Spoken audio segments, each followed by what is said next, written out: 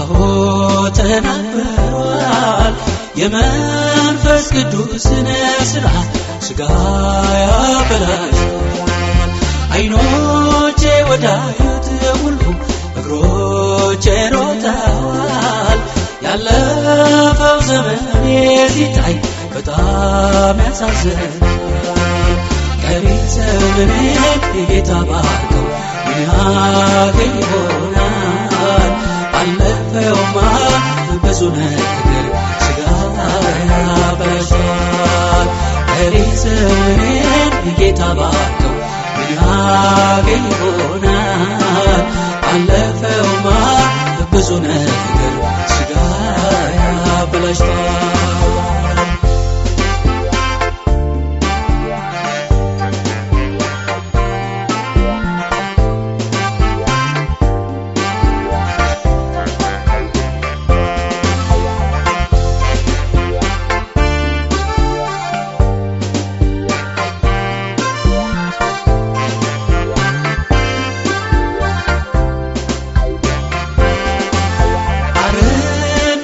ተከልዬ ብዙ ቀልቻለሁ ጸጋ ለኔ ስለበዛ ሳውቅም በድያለሁ አቤት ምን ያክል ታጋሽ ነህ ከበደል በላይ እባክህ የቀረኝ ዘመን ፊትህ ከቆየኝ ቀሪ ዘመኔን ጌታ ባርከው ያገኝ ይሆናል አለፈውማ ብዙ ነገር ሥጋ ያበላሻል ቀሪ ዘመኔን ጌታ ባርከው ያገኝ ይሆናል አለፈውማ ብዙ ነገር ሥጋ ያበላሻል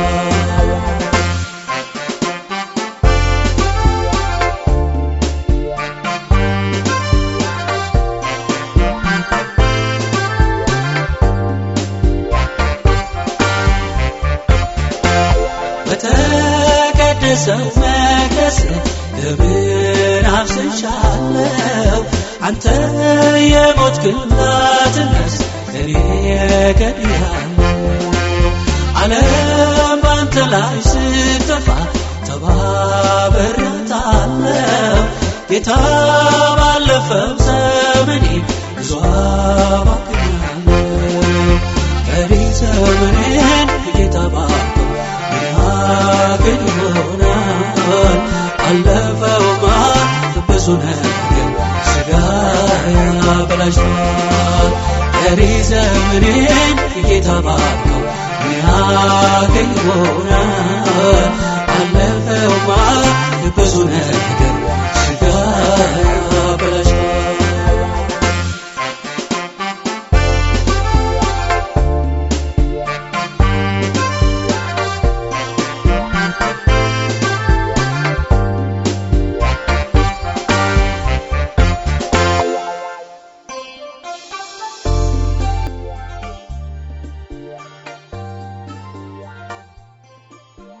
በጌታ የተወደዳችሁ ቅዱሳን ኢትዮጵያውያን በዓለም ዙሪያ ያላችሁ በአረቡ ምድር በአውሮፓ በአሜሪካ በአውስትራሊያ እንደዚሁ በአፍሪካ ያላችሁ ኢትዮጵያውያን ኤርትራውያን እወዳችኋለሁ የጌታ ሰላምና ጸጋ ይብዛላችሁ የመርከባችን ካፒቴን ኢየሱስ ነው እናንተ በሱ ጉያ ውስጥ ሆናችሁ አውሬ አይበላችሁ ይሄ ሌሊት ይነጋል ዛሬ ደግሞ እንደገና በሌላ መልእክት ወደ እናንተ መጥቻለሁ አጭር ከእግዚአብሔር ቃል አጭር መልእክት አቀርብላችኋለሁ የመልእክቴ ርዕስ እንዲህ ይላል እኔ ነኝ ተጠያቂ እኔ ነኝ እግዚአብሔር ሆይ እኔ ነኝ በምድር ላይ ለመጣው ክፋት ለመጣው ጥፋት እኔ ነኝ እኔን ማረኝ የሚል ነው በዮናስ ምዕራፍ 1 ላይ ከእግዚአብሔር ቃል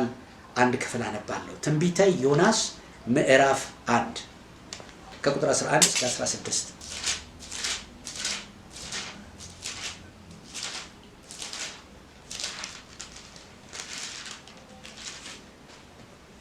በጌታ የተወደዳችሁ ቅዱሳን ወንድሞቼ ሆይ አባቶቼ እናቶቼ ማከብራችሁ በዓለም ዙሪያ ያላችሁ ቅዱሳን በእውነት የጌታ ስም የተባረከ ይሁን። ልዩ ጊዜ ጌታ ሰጥቶናል። ነፍሳችሁ እስክትዝል ድረስ ተስፋ አትቁረጡ። እግዚአብሔር የሰጠን ጊዜ ምን አይነት ጊዜ እንደሆነ ታውቃላችሁ? በቃ ገለል ብለን ጌታ ኢየሱስን ስታስቡት እኮ ቀን ያስተምርና ሌሊት ወደ ተራራው ይሄዳል። ዮሐንስ 7:53 የህይወቴ ዘመን መመሪያዬ ነው። እዚህ ብላቴኖች አሉ ይሄን ፕሮግራም እየተቀረጽኩ የትም ቦታ ለአገልግሎት ስጠራ እቺ ጥቅስ በህይወት ዘመኔ በሀገርም ውስጥ ከሀገርም ውጭ መመሪያዬ ናት። ምዕራፍ 7 ዮሐንስ ወንጌል ምዕራፍ 7 ቁጥር 53 ምን ይላል መሰላችሁ? እያንዳንዱ ወደ ቤቱ ሄደ ይዘጋል። በቃ እንደዚህ ብሎ ምዕራፍ 8 ቁጥር 1 ላይ ግን ኢየሱስ ግን ወደ ተራራው ሄደ፣ በዚያም ሲጸልይ ያደረ ይለና ማለዳም ወደ መቅደስ መጣ፣ ከህዝቡ ቀድሞ ማለት ነው። ክብር ለጌታ ይሁን። ህዝቡም ወደ እርሱ መጡ፣ አፉን ከፍቶ አስተማራቸው። ኢየሱስ ሲያስተምር ይውልና ሌሊት ገለል ይላል። የአገልግሎቱን ታሪክ ዝም ብላችሁ ታነቡት። ኢየሱስ ገለል ይላል። ከአብና ከመንፈስ ቅዱስ ጋር ሲወያይ ያድራል። ይመጣና ደቀ መዛሙርቱን ይመርጣል። በተለመደው ሰዓት ይመጣና በተለመደው ቦታ ገለል ይላል። ይሄ ጊዜ የተሰጠን በኮሮና ምክንያት እግዚአብሔር እሱን እንደ ምልክት ተጠቀመበት እንጂ በጣም የሚደንቃችሁ ነገር እግዚአብሔር ይህን ጊዜ የሰጠን ለኢትዮጵያ ቤተክርስቲያን ከኃይል ወደ ኃይል ለመሄድ፣ ለመሰራት፣ ለመኮላት፣ ታጥቃ ለመውጣት፣ ለመዘርጋት፣ የጣለችውን ለማንሳት፣ ዋጋዋን ለመተመን ሃሌሉያ ከትናንት ይልቅ ዛሬ፣ ከዛሬ ይልቅ ነገ የተሻለ ልምምድ ውስጥ እንድትገባ ነው ይሄን ጊዜ የሰጣት። በጣም ይደንቃችኋል። እና ዮናስ ምዕራፍ 1 ላይ ታዲያ ይሄን ጊዜ በጣም የሚደንቃችሁ ነገር ኃጢአትን ሂሳብ የምናሸጋግርበት ጊዜ አይደለም። የበደልን ሂሳብ የምናሸጋግርበት ጊዜ አይደለም። ሁላችን በድለናል። ሁላችን ኃጢአተኞች ከዳን በኋላ እኮ ነው የሚያስገርመው። ደግሞ ከዳን በኋላ አዎ በጸጋ ድነናል። ክብር ለጌታ ይሁን። ከጨለማ ወደሚደነቅ ብርሃን መጥተናል። ስማችን በሕይወት መጽሐፍ ተጽፏል። የእግዚአብሔር ልጆች ነን። ግን በጣም የሚደንቀው ነገር በዕብራውያን 10 ከቁጥር 26 ጀምሮ እንደተጻፈው ወደን በብዙ ነገር ተበላሽተናል። ከዳን በኋላ ብዙ ደክመናል። ብዙ ልናተርፍ ሲገባ፣ ብዙ ብርሃን ለዚህ ለጨለማው ዓለም ብርሃን ልንሆን ሲገባ አልፈን ተርፈን ለሌሎች መሰናከል ምክንያት ሆነናል። ለእግዚአብሔር ስም መሰደብ እንኳን ምክንያት ሆነናል። በስሙ ሸቅጠናል፣ ነግደናል። ማናችንም ነፃ አይደለም። ተባብረናል በአንድ በኩል ቢያንስ በአንድም በሌላው። ዮናስ ምዕራፍ 1 ላይ ታሪኩን ስለምታውቁት በጣም የሚደንቀው ነገር እግዚአብሔር ወደ ነነዌ ላከው። ታውቁታላችሁ ታሪኩ። በ3 ቀን ነነዌ ትገለበጣለች ብለህ ተናገር አለው። ነብዩ ለክብሩ ሰስቶ ተፈተነ። እኔ ትገለበጣለች እላለሁ፣ አንተ ትምራለህ፣ እኔ ከዛ በኋላ ውሸታም ነብይ ይባላል የሚል ስጋት ያደረበት ይመስላል። ከዚህ የተነሳ ዋጋ ተከፍሎ ወደ ነነዌ መሄድ ሲገባው ዋጋ ከፍሎ ወደ ተርሴስ ወደምትባል ምድር በዛ መርከብ ላይ ተሳፈረ። የአጀንዳው ባለቤት ባንተ የጀመረውን እስኪጨርስ ድረስ አንዳንዴ ነውጥ ያስነሳል። ባንቺ የጀመረውን እስኪጨርስ ድረስ አንቺ ሰይጣንን በኢየሱስ ስም ትያለሽ እንጂ አንዳንድ ጊዜ እግዚአብሔር በጀልባሽ ላይ ማዕበል ያስነሳል። በጀልባህ ላይ ማዕበል ያስነሳል፣ ግን አይበላህም። ዛሬ እሱን ጥበብ ነው የምነግርህ። ክብር ለኢየሱስ ይሁን። እግዚአብሔር ዮናስ ተከፍሎ በተሳፈረው መርከብ ላይ ባህሩ ላይ ነውጥ አመጣ። እስቲ ላንብበው። እግዚአብሔርም በባህሩ ላይ ታላቅ ነፋስን አመጣ። ከቁጥር 1 ጀምሬ ነው ማነበው እንዳላደክማችሁ። በባህርም ላይ ታላቅ ማዕበል ሆነ፣ መርከቢቱም ልትሰበር ቀረበች። መርከበኞቹም ፈሩ፣ እያንዳንዱም ወደ አምላኩ ጮኸ። መርከቢቱንም ቀለላቸው። በውስጧ የነበረውን ዕቃ ወደ ባህር ጣሉት። ዮናስ ግን ወደ መርከቡ ውስጠኛው ክፍል ወርዶ ነበር፣ በከባድ እንቅልፍም ተኝቶ ነበር። ኃጢአት ያስተኛል። ኃጢአት አደገኛ ያስተኛል። በቃ ነውጥ እያለ ጥፋት እያለ ያስተኛል። የመርከቡ አለቃ ወደ እርሱ ቀርቦ ምነው ተኝተሃል? እንዳንጠፋ እግዚአብሔር ያስበን እንደሆነ ተነስተህ አምላክህን ጥራ አለው። እርስ በርሳቸውም ይህ ክፉ ነገር በማን ምክንያት እንዳገኘን እናውቅ ዘንድ ኑ ዕጣ እንጣጣል ተባባሉ። ዕጣም ተጣጣሉ። ዕጣውም በዮናስ ላይ ወደቀ። የዚያን ጊዜም ይህ ክፉ ነገር በማን ምክንያት እንዳገኘን እባክህ ንገረን። ስራህ ምንድን ነው? ከወዴትስ መጣህ? አገርህስ ወዴት ነው? ወይስ ከነማን ወገን ነህ አሉት። እርሱም እኔ ዕብራዊ ነኝ፣ ባህሩንና የብሱን የፈጠረውን የሰማይን አምላክ እግዚአብሔርን አመልካለሁ አላቸው። እነዚያም ሰዎች ከእግዚአብሔር ፊት እንደኮበለለ እርሱ ስለነገራቸው አውቀዋልና እጅግ ፈርተው ይህ ያደረግኸው ምንድር ነው አሉት። ባህሩንም ሞገዱንም አጥብቆ ያናውጠው ነበርና ባህሩ ከኛ ዘንድ ጸጥ እንዲል ምን እናድርግ አሉት። ምን እናድርግ? እርሱም ይህ ታላቅ ማዕበል በእኔ ምክንያት እንዳገኛችሁ አውቃለሁና አንስታችሁ ወደ ባህር ጣሉ። አሜን። እምወደው የእግዚአብሔር ሰው መጋቢ ተስፋዬ ጋቢሶ የሚዘምረው አንድ መዝሙር አለ።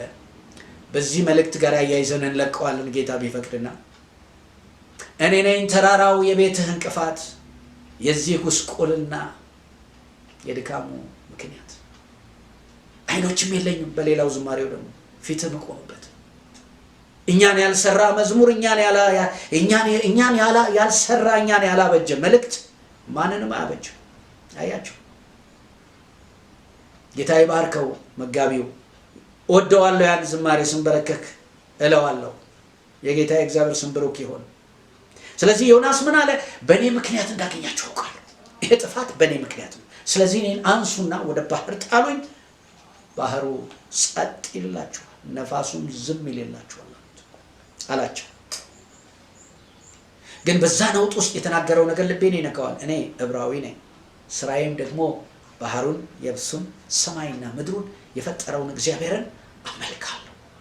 ክብር ለጌታ ይሁን። በምንም አይነት ድካም ውስጥ ብንሆን የምናመልከውን አምላክ በጭንቅ ሰዓት ለሚጠይቀን ኃይል መናገር በራሱ ሃሌሉያ ኃይል ነው። ክብር ለጌታ ይሁን። ሰዎቹ ግን ወደ ምድሩ ሊመልሱ አጥብቀው ቀዘፉ። ዳሩ ግን በባህሩ እጅግ አብዝቶ ይናወጥባቸው ነበርና አልቻሉም። ስለዚህ ወደ እግዚአብሔር ጮሁ። አቤቱ እንደወደድህ አድርገሃልና እንለምንሃለን። አቤቱ ስለዚህ ሰው ነፍስ እንዳነጠፋ ንጹሕም ደንበኛ ላይ እንዳታደርግ እንለምንሃለን አሉ። ዮናስንም ወስደው ወደ ባህር ጣሉት። ባህሩም ከመናወጥ ጸጥ አለ። ሰዎቹም እግዚአብሔርን እጅግ ፈሩ፣ ለእግዚአብሔር መስዋዕትን አቀረቡ፣ ስለትንም ተሳሉ። እግዚአብሔርም ዮናስን የሚውጥ ታላቅ አሳ ምዕራፍ 2 ላይ አሰናዳ። ዮናስም 3 ቀንና 3 ሌሊት በአሳው ሆድ ውስጥ ነበረ። እኔን ጣሉኝ። አሁን ይሄ መመለሳችን ወደ እግዚአብሔር የምንመለስበት የምንጠጋበት የተሻለውን ክብር ከእግዚአብሔር ዘንድ የምንቀበልበትና ከጥፋት የምንተርፍበት ጊዜ ነው። በዚህ ጊዜስ ምን እንበል? እከሌ ነው አንበል፣ እከሊት ናት አንበል። እኔ ነኝ። እግዚአብሔር ምን አዘጋጀለት? ምዕራፍ 2 ላይ በጣም የሚደንቃችሁ ነገር ትልቅ አሳ አዘጋጀለት፣ የሚውጥ አሳ። ከዚህ የተነሳ ዮናስ ወደ ባህር ሲጣል አሳ ነባሪው ተቀበለው፣ ተረከበው። አሳ ነባሪ ሆድ ውስጥ ሆኖ በጣም የሚደንቅ ነገር ከቁጥር 3 ጀምሮ ሲያመልክ እናየዋለን። አይገርምም? በምድር ላይ ሆኖ ያላመለከውን አምልኮ በአሳ ነባሪው ሆድ ውስጥ ሆኖ ማምለክ ጀመረ። እኔ ነኝ ስትል እግዚአብሔር የሚውጥህ እንዳይገልህ ይከላከላል። የሚውጥሽ እንዳይገልሽ ይከላከላል። ሚያጠፋሽ ላንቺ መትረፊያና መክረሚያ እንዲሆን ያደርጋል። ክብር ለጌታ ይሁን። ትህትና ይሁንልን በዚህ ራሳችን የምናይበት እኔ ነኝ እኔን ማረኝ ባንድም በሌላም መንገድ ወደ ምድሬ ለመጣው ኃጢአት በደል ሰነፍ ነኝ ባልጸልይ እንኳን ሰነፍ ነኝ ሳሙኤል እስራኤል ሕዝብ መጣና ባክህ ስለኛ ጸልይ ብለው ባሉት ጊዜ ስለናንተ ባለመጸለይ እኔ እንደ ካህንነቴ ማለቱ ነው እግዚአብሔርን እንዳልበድል እፈራለሁ አላቸው ባለመጸለይ እንኳን በእውነት ስለ እግዚአብሔር መንግስት ስለሚጠፉ ነፍሳት በምድር ላይ እየፈላ ስላለው የኃጢአት የበደል አይነት ቀፎን አንገሽግሾን በሕዝቅኤል ምዕራፍ 9 ላይ እንዳየናቸው ሰዎች በጣም ይገርማል የማንተክዝ ባለመተክዝ አብረንም በመስማማት ስቀን በማለፋችን እንኳን በደለኞች ነን እኔ ነኝ አለ ዮናስ እኔ ብትጥሉኝ መርከቡ ጸጥ ይላል ነፋሱም ዝም ይላል ክብር ለጌታ ይሁን ከዛ ይሄን ባለ ጊዜ እግዚአብሔር አሳነባሪን አዘጋጀ አሳነባሪው የሚጣለለትን የቀለበ የሚበላ ነው የሚውጥ ነው መርከብ ሲገለበት ጀርባ ሲገለበት ከዛ ላይ የሚወድቁትን ሰዎች የሚበላ ነው ግን ዮናስ ቤተ መቅደስ ጀላምበብ ምዕራፍ 2 ቁጥር 8 ነፍሴ በዛለችብኝ ጊዜ እግዚአብሔርን አሰብኩት አሁን እግዚአብሔርን የምናስብበት ጊዜ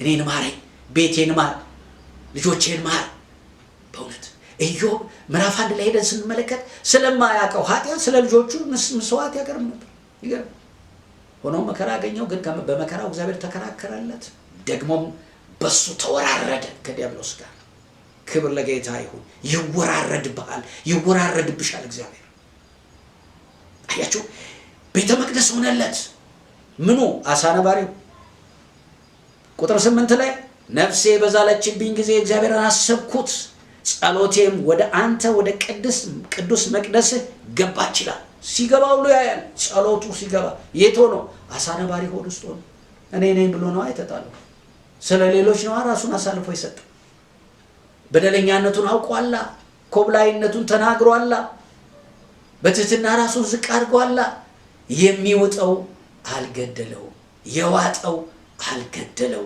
አላኘከው ክብር ለጌታ ይሁን ስለዚህ ዛ ሆኖ ማምለክ ጀመረ እግዚአብሔር ነፍሴ በዛለችብኝ ጊዜ እግዚአብሔርን አሰብኩት ጸሎቴም ወደ አንተ ወደ ቅዱስ መቅደስህ ገባች ከንቱነትንና ሐሰትን የሚጠብቁ ምሕረታቸውን ትተዋል እኔ ግን በምስጋና ቃል እሰዋልሃለሁ ደግሞም እሰዋልሃለሁ ሁለቱንም ብለን መውሰድ እንችላለን እሰዋልሃለሁ ወይም ደግሞ እሰዋልሃለሁ እንዴት እንዲህ ታደርገኛለህ ቢያንስ እንደው የብስ ላይ ሆኜ እንኳን ትንሽ ቀጣቀጣ አድርጋ ተወኘው ነበር እንዴ አላለም በዚህ ሰዓት በእውነት እኔን ማረኝ ብለን እጃችንን የምናነሳበት የበለጠውን ክብር የእግዚአብሔርን የማዳኑን ኃይል የምናይበት በጣም የሚገርመው ነገር በአሳነባሪ ሆድ ውስጥ ሆኖ ምን ያደርግ ነበር ጸሎቱ እንኳን ወደ ቅድስተ ቅዱሳን ስትገባ ያይ ነበር እስጢፋኖስ ሲወገር እግዚአብሔርን ልጅ ኢየሱስን በአብ ቀኝ ቆሞ እንዳየው ማለት ነው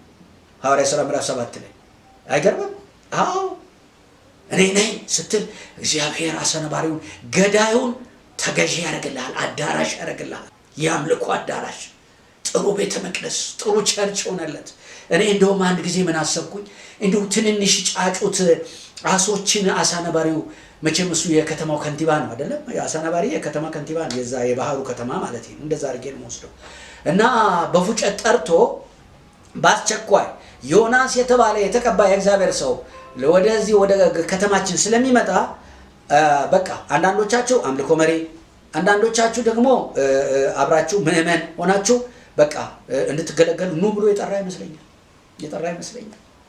መብቴ ነው እንዱ ይመስለኛል ሳስበው ለምን ጸሎቴ ወደ ቅዱስ መቅደስ ገባች ይላል ያያል በመገለጥ የእግዚአብሔር ስም የተባረከ ይሁን ገባች ነው የሚለው ትግባልኝ እንኳን አይደለም ያለው በአሳ ሆድ ውስጥ ሆኖ በአሳነባሪ ሆድ ውስጥ ሆኖ ትግባልኝ እንኳን አይደለም ያለው ገባች ይላል በመገለጥ ያያል ጸሎቱ ሲገባ ያያል እስጢፋኖስ ሲወገር ሰማይ ተከፍቶ የእግዚአብሔርን ልጅ በአብ ቀኝ ቆሞ የጻድቁን ነፍስ የእስጢፋኖስን ነፍስ ሊረከብ የቆመ ይመስላል ኢየሱስ አያለው እንዳለ ዮናስ አንተ እኔ ነኝ በል እንጂ እርሱ እኔ ነኝ ይበሉ እንጂ እከሌ ነው አይበሉ እንጂ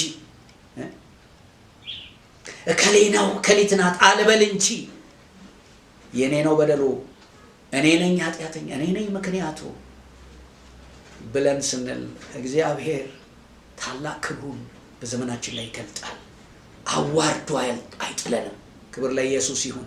ፍጥረታችንን የሚያጌታ የሚመር ንጉሥ ሃሌሉያ። ጸሎቴ ወደ አንተ ወደ ቅዱስ መቅደስ ገባች። ከንቱነትንና ሐሰትን የሚጠብቁ ምሕረታቸውን ትተዋል። እኔ ግን በምስጋና ቃል እሰዋልሃለሁ ወይም እሰዋልሃለሁ ብሎ ይሄንን የተሳልኩትንም እከፍላለሁ ብሎ ልክ ሲናገር ትእዛዝ ከነጩ ዙፋን ወጣ። ምን የሚል ደህንነት ከእግዚአብሔር ዘንድ ነው። አሜን። እግዚአብሔር አሳውን አዘዘው፣ እርሱንም ዮናስንም በየብስ ላይ ተፋ። እግዚአብሔር የዋጠውን አዘዘው። አገልጋይ ነበረ። ማን? አሳ ነባሪ አዳራሽ ነበር ለዮናስ። እኔ እርግጠኛ ነኝ ሰምቶ የማያውቀውን ጸሎት ሰምቶ የማያውቀውን የቅዱሳን ሽታ አየ። እድለኛ ነው አሳ ነባሪ። እኔ እንደዛ ብዬ ነው የማስበው። ዓለም ከተፈጠረ አይቶት የማያውቀውን ሰው አየ። ከላይ የሚመጣ በአምልኮ የሚመጣውን ብርሃን እንደተመለከተ እኔ እርግጠኛ ነኝ። በብርሃን ጨረር ነው ጸሎቱ ሲደርስ ያየው። አያችሁ፣ እግዚአብሔር ይሰማኝ ይሆን እንላለን እኛ። ይሰማሃል፣ ይሰማሻል። ክብር ለስሙ ይሁን። መንፈስ የሆነ ጌታ ባህር አይከልለውም፣ የባህር ወለል አይሸፍነውም። ስሙ ለዘላለም ይባረክ። ስለዚህ ትእዛዝ አወጣ። መናገር ሲጀምር ማምለክ ሲጀምር በተሟሟቀ አምልኮ ውስጥ ይሄ ነው ነን አምልኮ። በቃ በመከራ ውስጥ ሆኖ በችግር ውስጥ ሆኖ በቃ ንጹህ አምልኮ፣ የተቀደሰ አምልኮ። እግዚአብሔር አሳውን ደህንነት ከእግዚአብሔር ዘንድ ነው። እግዚአብሔር አሳውን አዘዘው፣ እርሱም ዮናስን በየብስ ላይ ተፋው። መልካም ዘመን ይመጣል። የዝማሬ ዘመን ይመጣል። የአምልኮ ዘመን ይመጣል። ሃሌሉያ። ይሄ ግን ዛሬ ቤተክርስቲያን የምትኳኳልበት ጊዜ ነው። አንድ ሙሽራ ልትሞሸር ስትጀምር ወደ ጸጉር ቤት ትሄዳለች፣ ወደሚኳኳሉበት ትሄዳለች። ከዛ ሚዜዎቿ ይዘዋት አጅበዋት ይሄዳሉ። በቃ ትኳኳላለች።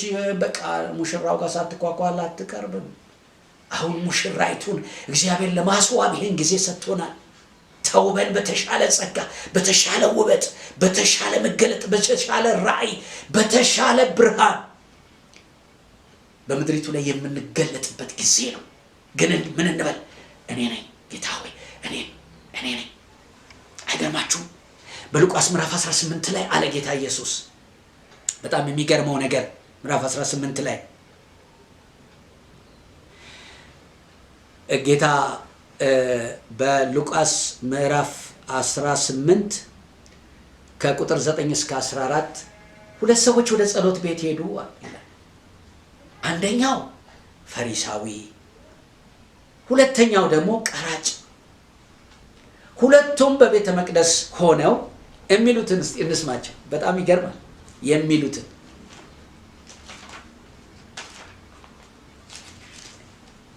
ሉቃስ 18 ከቁጥር 9 ጀምሬ ያነባለሁ። ጻድቃን እንደሆኑ በራሳቸው ለሚታመኑና ሌሎቹንም ሁሉ በጣም ለሚንቁ ይህን ምሳሌ ነገራቸው። እንዲህ ሲል ሁለት ሰዎች ሊጸልዩ ወደ መቅደስ መጡ። አንዱ ፈሪሳዊ፣ ሁለተኛውም ቀራጭ። ፈሪሳዊውም ቆሞ ማለት ነው። በጣም የሚገርም እኮ ነው። ቆሞ በልቡ ይህን ሲጸልይ እግዚአብሔር ሆይ እንደ ሌላ ሰው ሁሉ ቀማኞችና አመፀኞች አመንዝሮችም ወይም እንደዚህ ቀራጭ ስላልሆንሁ አመሰግንሃለሁ። እንደውም አናቱን እንዲመታ እያደረገ መሰለኝ ሰውየው ይመስለኛል፣ ቀራጩን ማለት ነው። አይገርማችሁ? እንደዚህ ቀራጭ ስላልሆንኩ አመሰግንሃለሁ። በየሳምንቱ 2 ጊዜ እጦማለሁ፣ ከማገኘውም ሁሉ አስራት አወጣለሁ አለ። ቀራጩ ግን የዮናስ ጓደኛ ነው። በሩቅ ቆሞ አያቸው። ቀራጩ ግን በሩቅ ቆሞ አይኖቹን ወደ ሰማይ ሊያነሳ እንኳ አልወደደም። ነገር ግን አምላክ ሆይ እኔን ኃጢአተኛውን ማረኝ እያለ ደረቱን ይደቃ ነበር እላችኋለሁ። ከዚያ ይልቅ ይህ ጻድቅ ሆኖ ወደ ቤቱ ተመለሰ። ራሱን ከፍ የሚያደርግ ሁሉ ይዋረዳልና ራሱን ግን የሚያዋርድ ከፍ ይላል። እኔን ኃጢአተኛውን ማረኝ፣ እኔን ኃጢአተኛውን ማረኝ። እግዚአብሔር ስም ብሩክ ይሁን። እኔን ኃጢአተኛውን ማረኝ። አሁን በእግዚአብሔር በአምላካችን ፊት ራሳችንን አዋርደን ባንድም በሌላም መንገድ ባስተዋልነው ባላስተዋልነውም ነገር እኔን ማረኝ፣ እኔ ነኝ ተጠያቂ፣ እኔም አስተዋጽኦ አለኝ የምንል ከሆነ አምላካችን እግዚአብሔር የሚምርና የሚራራ ጌታ ነው። ስሙ ለዘላለም ይባረክ። ኢሳይያስ ከምዕራፍ 1 እስከ ምዕራፍ 5 ድረስ የሰራዊት ጌታ እግዚአብሔር እንዲህ ይላል እንዲህ ይላል እንዲህ ይላል እያለ ተናገረ ብዙ። ምዕራፍ 6 ላይ ሲመጣ ግን በጣም የሚደንቀው ነገር እግዚአብሔርን ይላል ንጉሥ ኦዚያን በሞተበት ዓመት ይላል። ሄደን ላንብበው ያን ክፍል ኢሳይያስ ምዕራፍ 6 ንጉሥ ኦዚያን በሞተበት ዓመት እግዚአብሔርን በረጅምና ከፍ ባለ ዙፋን ላይ ተቀምጦ አየሁት። የልብሱም ዘርፍ መቅደሱን ሞልቶት ነበር። ሱራፌልም ከእርሱ በላይ ቆመው ነበር። ለእያንዳንዱም 6 ክንፍ ነበረው። በ2 ክንፍ ፊቱን ይሸፍን ነበር፣ በ2ቱም ክንፍ እግሮቹን ይሸፍን ነበር። በ2ቱም ክንፍ ይበር ነበር። አንዱም ለአንዱ ቅዱስ ቅዱስ ቅዱስ የሰራዊት ጌታ እግዚአብሔር፣ ምድር ሁሉ ከክብሩ ተሞልታለች እያለ ይጮህ ነበር። የመድረኩ መሰረት ከጨዋሂው ድምፅ የተነሳ ተናወጠ። ሃሌሉያ! ቤቱንም ጢስ ሞላበት። እኔም ከንፈሮቼ የረከሱብኝ ሰው በመሆኔ ከንፈሮቻቸው በረከሱባቸው ሕዝብ መካከል በመቀመጤ ዓይኖቼ የሰራዊት ጌታ ንጉሡን እግዚአብሔርን ስላዩ ጠፍቻለሁና ወዮልኝ አልኩኝ ይላል። ከምዕራፍ 1 እስከ ምዕራፍ 5 የሰራዊት ጌታ እግዚአብሔር እንዲህ ይላል እያለ ያገለገለ ሰው ምዕራፍ 6 ላይ ሲመጣ ግን እግዚአብሔርን ከፍ ባለ ክብር ከትላንት ይልቅ በተሻለ ክብር አየና ከክብሩ ነጸብራቅ የተነሳ ራሱንና የሚያገለግለውን ሕዝብ አየ። ከንፈራቸው የረከሰባቸው እነዚህ ሞገደኞች፣ ኃጢአተኞች፣ ምንትሴዎች አላለም። የቃላት ሰባኪ ያልሆነም የዛን ቀን ራሱን አየ። ከንፈሬ የረከሰብኝ ሰው ንጉሡን የሰራዊት ጌታ እግዚአብሔርን አይቻለውን ወዮልኛል። ወገኔ እኔ ራሳችንን ከሌላው ለይተን ኃጢአትን ሂሳብ ወደ ሌላው የምናሸጋግርበት ጊዜ ሳይሆን እኔን ማረኝ ብለን ስንቀርብ ምን ሆነለት? ከሱራፌሉም አንዱ እየበረረ ወደ እኔ መጣ። በእጁም ከመሰዊያው በጉጠት የወሰደውን ፍም ነበረ።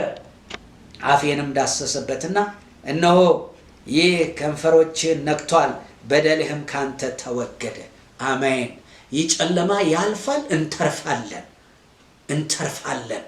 አምላካችን በዚህ ወስዳችኋለሁ ካላለ በስተቀር ክፎች እንደሚጠፉ አንጠፋም።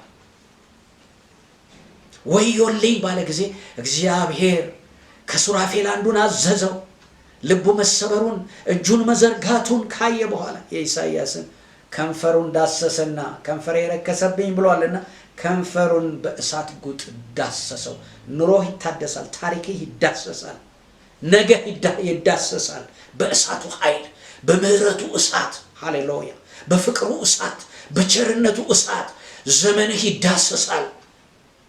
ዛሬ ግን በትህትና እኔ የማይገባኝ ሰው ነኝ፣ አቤቱ ሳውቅ በበደልኩት ሳላውቅም በበደልኩት ምሕረት አድርግልኝ እንበል። የዋጠን ይተፋናል። ከዚህ ዘመን እንተፋለን፣ አድረን እንገኛለን። ቅድም ነገርኳችሁ። ያ ስጋ የለበሰ እግዚአብሔርም የለም ሰይጣንም ያለ የኮሙኒዝም ኮሮና ዘመን ተፋን።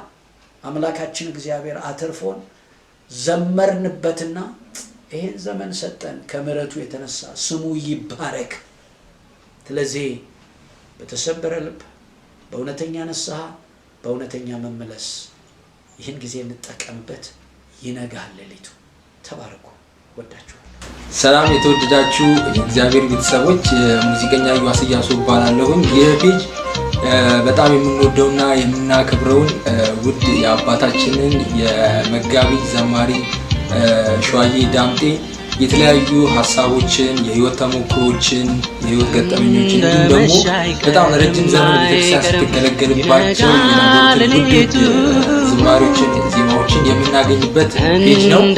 ስለዚህ ሰብስክራይብ በማድረግ የተለያዩ ከሱ የምንካፈላቸው ሐሳቦች ከሱ የምናገኛቸው ቆንጆ የህይወት ተሞክሮችን የምንባረክበት ፔጅ ነው። በያላችሁበት ቻናል ተከታተሉ፣ ሰብስክራይብ አድርጉ። ኢየሱስ የናዝሬቱ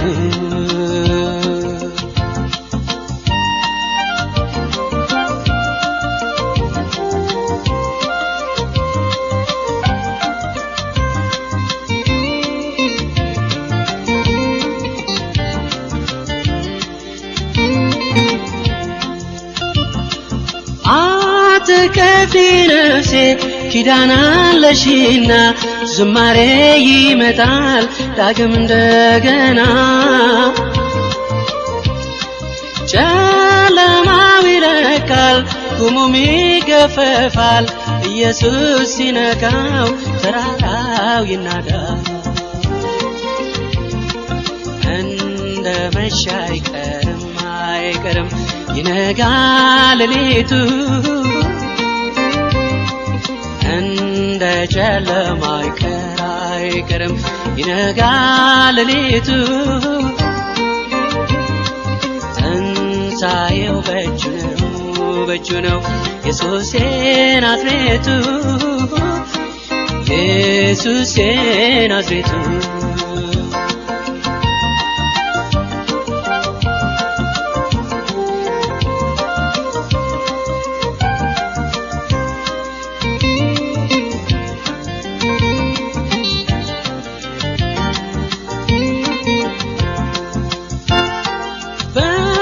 ይመጣል ደግሞ ክረምቱ ያልፍና ጸደይን ታያለሽ ጭቃው ይደርቅና መከር ይታወጃል ጎተራሽ ይሰፋል ኤልሻዳዩ ጌታ ክንዱን ያሳይሻል እንደ መሸ አይቀርም ይነጋል ሌሊቱ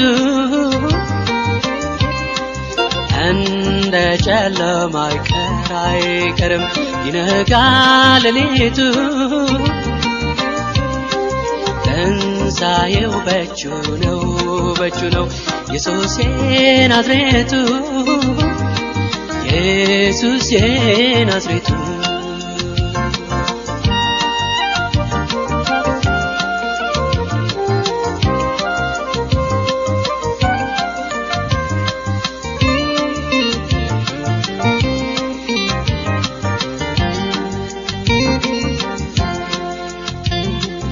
እንባሽ ይታበሳል ሳቅ ይመጣል ደግሞ ጌታ አይተውሽም ልብሽ እንዲታሞ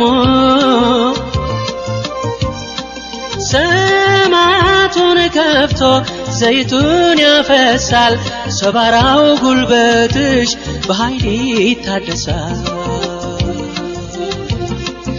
እንደ መሸ አይቀርም ይነጋል ሌሊቱ እንደ ጨለማ አይቀርም ይነጋል ሌሊቱ ትንሣኤው በእጁ ነው ኢየሱስ የናዝሬቱ ኢየሱስ የናዝሬቱ